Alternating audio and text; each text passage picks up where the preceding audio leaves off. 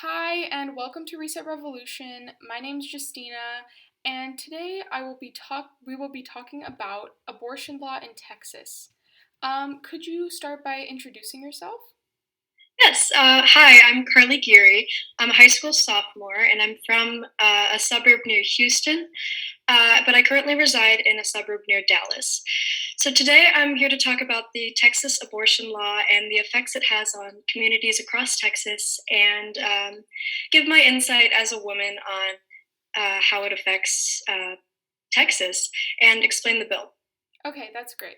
Yeah, so could you start by just giving a background on, you know, the situation of abortion law in Texas right now and also the recent changes that have been taking place?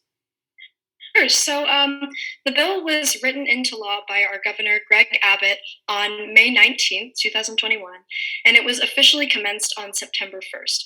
So the law pretty much says that any individual can sue a person for getting an abortion or a healthcare provider for providing an abortion after the woman has been pregnant for 6 weeks. So the 6 weeks mark is important because it is when a fetus gets a heartbeat. So laws like this have been they've been written up in other states, but they've never been fully enforced. Which means Texas is really making history by going back like 48 years. And 48 years, I mean 1973 when Roe v. Wade was put in place to where people could not make these laws that restricted women from getting abortions within the first 3 months of their pregnancies.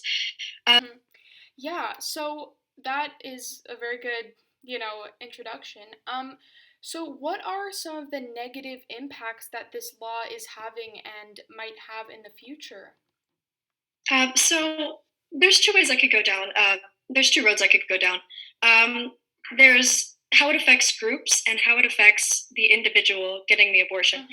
So starting with the groups, low income people will be horrendously affected by this law. They have to pay for healthcare, and healthcare is not cheap in the United States. It's not cheap in Texas, Yeah.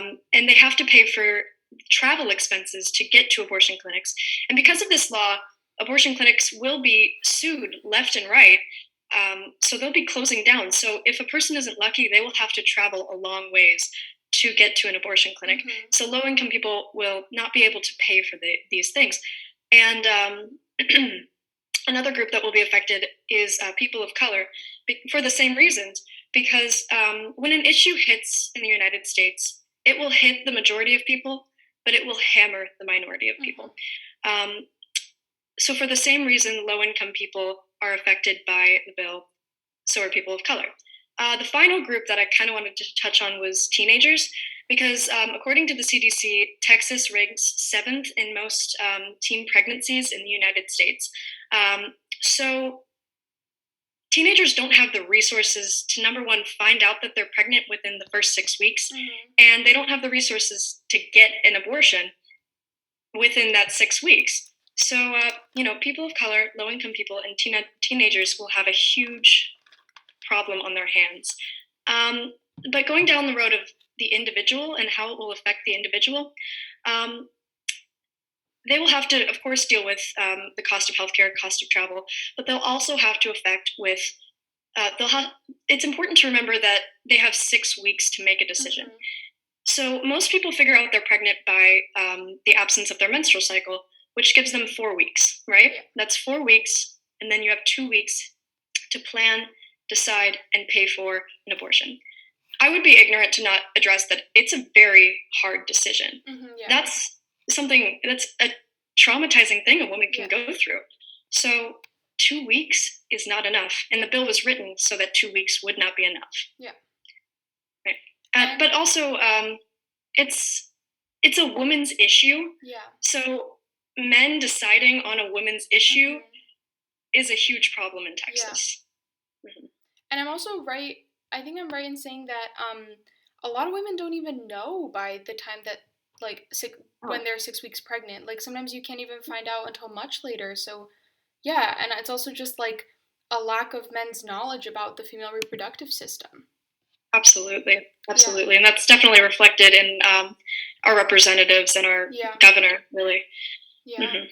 And so how can this situation be addressed? Like, what can be done on the bigger scale, the government, and what can be done on the smaller scale? Like, how can individuals help? Well, currently, luckily, the U.S. Justice Department is suing Texas, the state of Texas, because it is unconstitutional because it goes against our 14th Amendment. It goes against Roe v. Wade.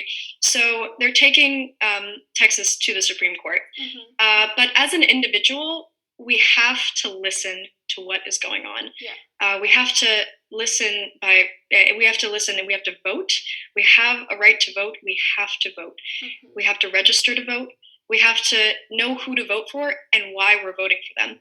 There was a 4 month period where the bill was written into law and on May, but it was fully enforced on September. That's a 4 month period where people could have been calling their representatives. Hmm. People could have been speaking about this on social media. They could have been speaking about it at their schools. They could have been speaking about it at really anywhere. Yeah.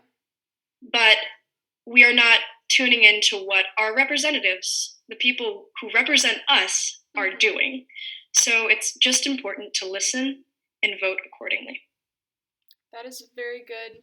Yeah, I definitely agree. Yeah, listening to the people who are being affected most by it. Of course. Yeah.